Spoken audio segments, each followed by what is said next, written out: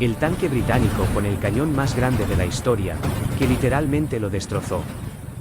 El 7 de septiembre de 1945, las orugas de los tanques retumbaban por las calles del Berlín destruido, y el mundo entero contuvo la respiración esperando lo que sucedería a continuación.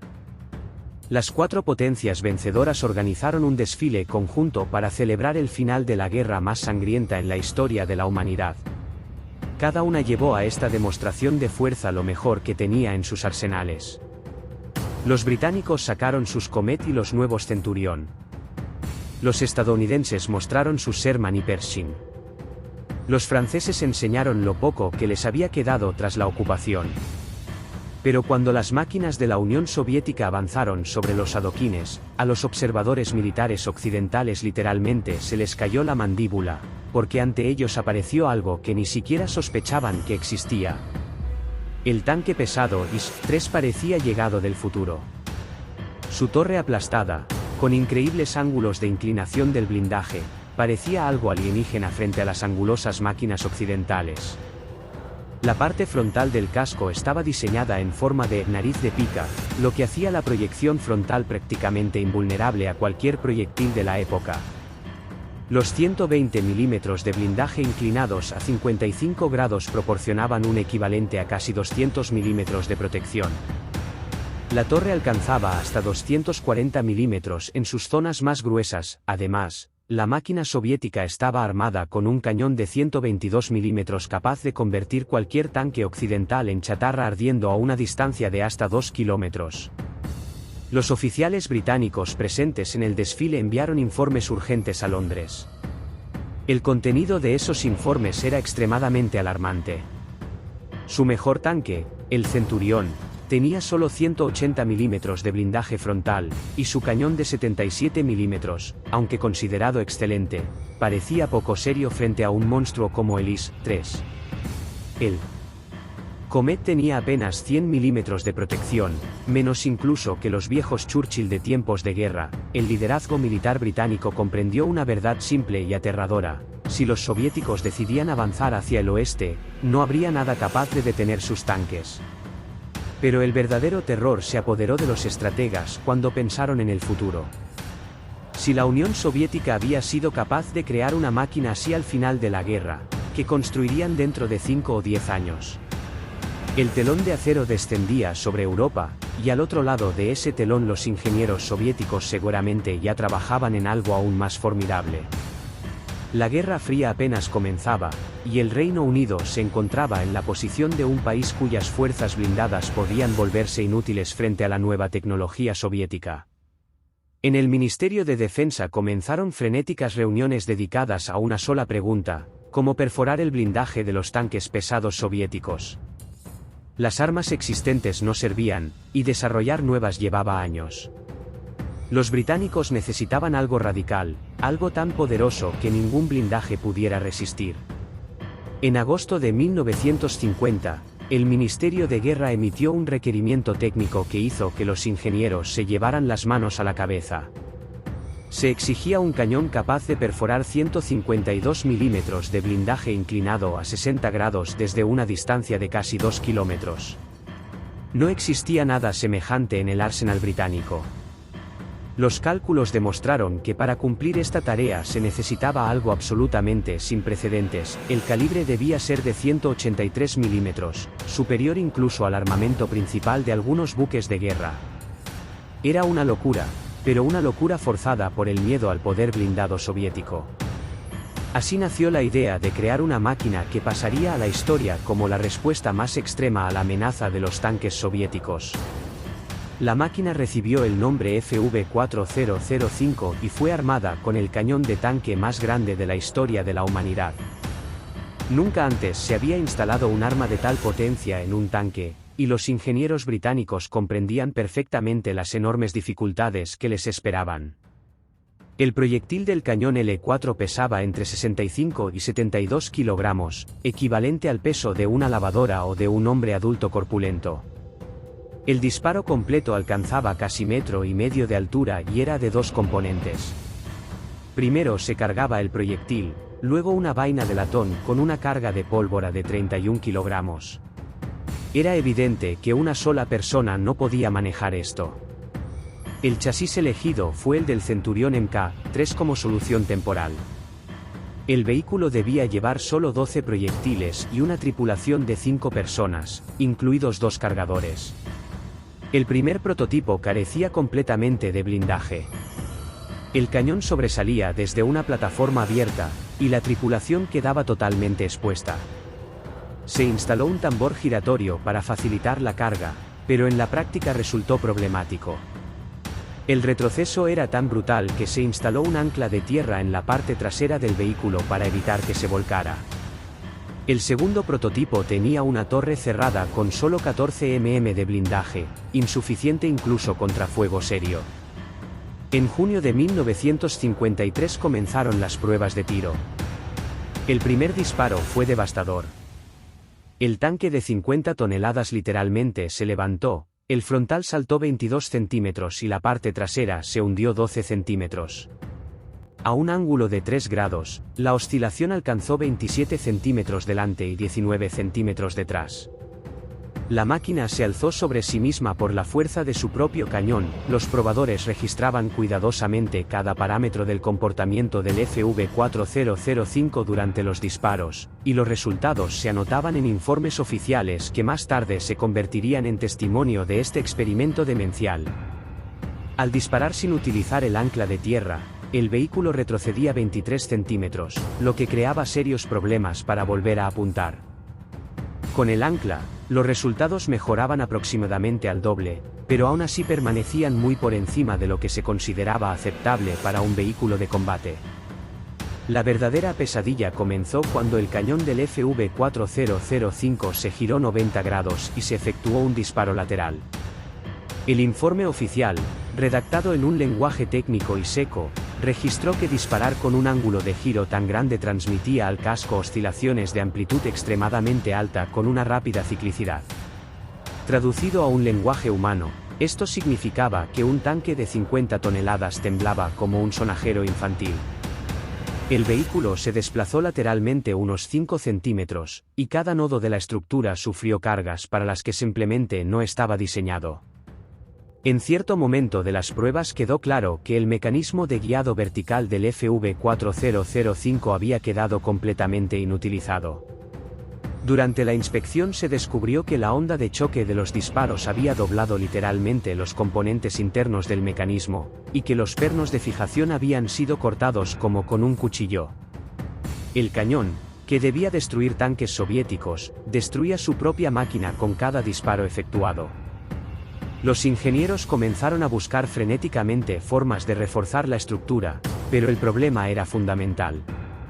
El chasis del Centurión simplemente no estaba diseñado para cargas de ese nivel.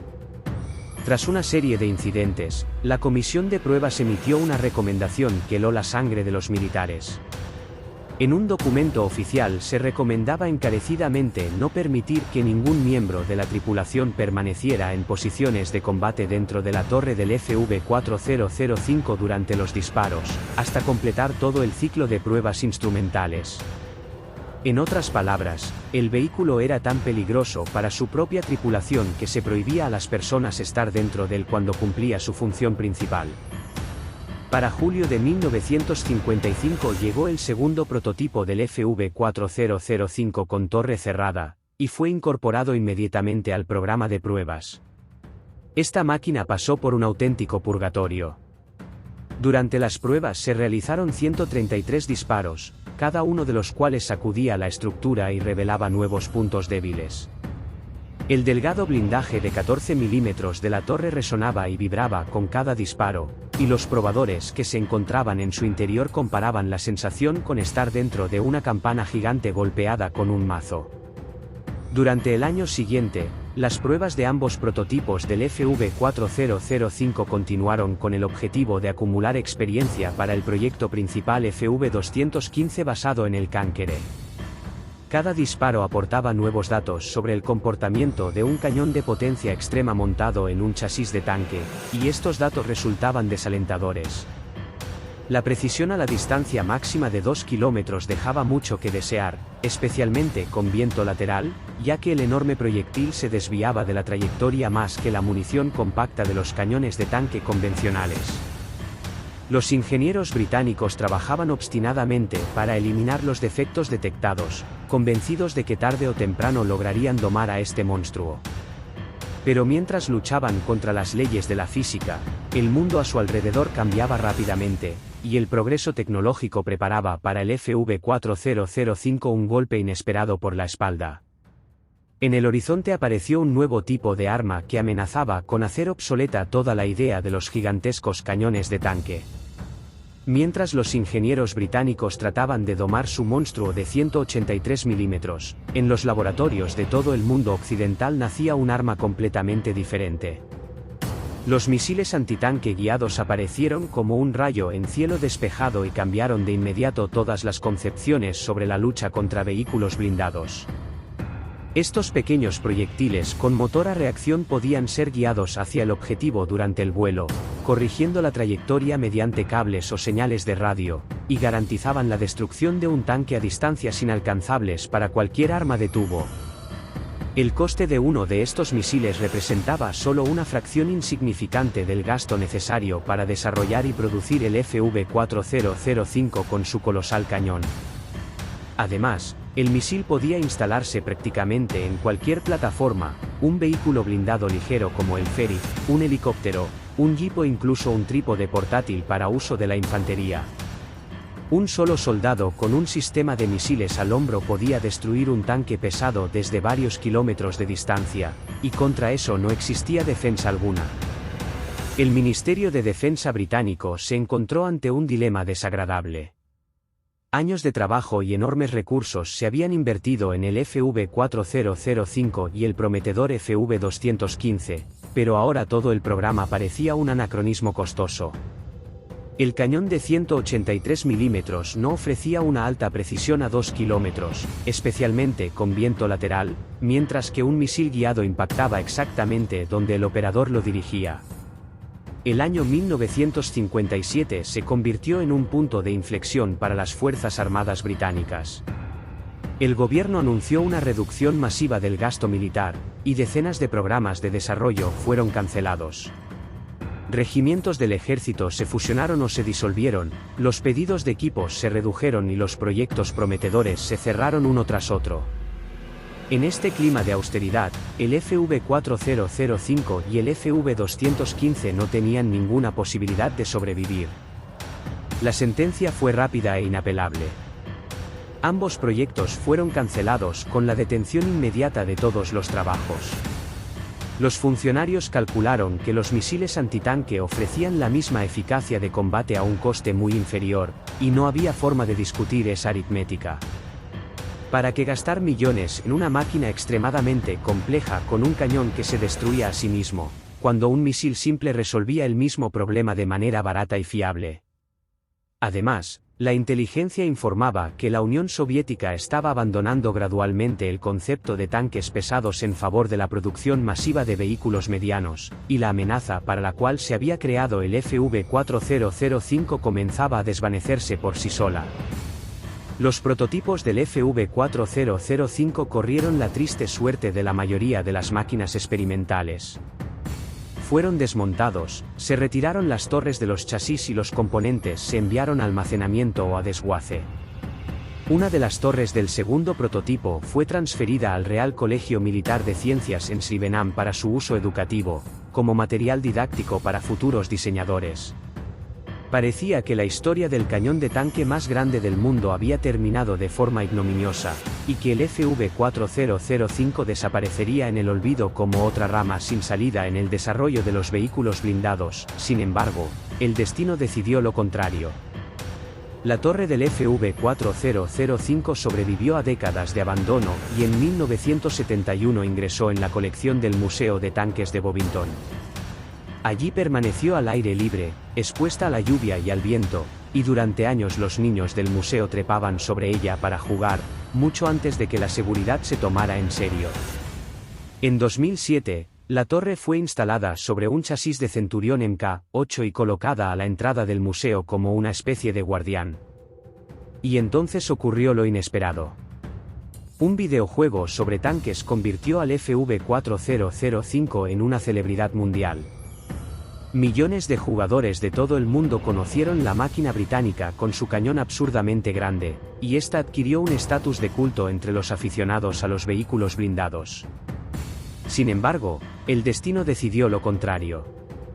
La torre del FV4005 sobrevivió a décadas de abandono y en 1971 ingresó en la colección del Museo de Tanques de Bovington. Allí permaneció al aire libre, expuesta a la lluvia y al viento, y durante años los niños del museo trepaban sobre ella para jugar, mucho antes de que la seguridad se tomara en serio. En 2007, la torre fue instalada sobre un chasis de Centurión Mk-8 y colocada a la entrada del museo como una especie de guardián.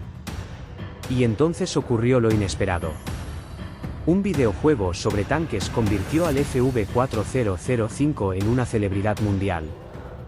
Millones de jugadores de todo el mundo conocieron la máquina británica con su cañón absurdamente grande, y esta adquirió un estatus de culto entre los aficionados a los vehículos blindados. En 2024, un entusiasta llamado Joe Hughes, con el apoyo del Museo de Tanques y de la comunidad de jugadores, emprendió una restauración completa del único ejemplar conservado. La torre fue unida a un chasis auténtico de Centurión Mk-3, se instaló un motor y una transmisión restaurados, y por primera vez en casi 70 años el FV4005 volvió a moverse por sus propios medios. Si te ha gustado esta historia sobre el proyecto de tanque más demencial de Gran Bretaña, asegúrate de dar me gusta a este vídeo y escribe en los comentarios qué opinas del FV4005. Suscríbete al canal para no perderte nuevas historias sobre vehículos militares legendarios y activa la campana para recibir notificaciones de los nuevos episodios.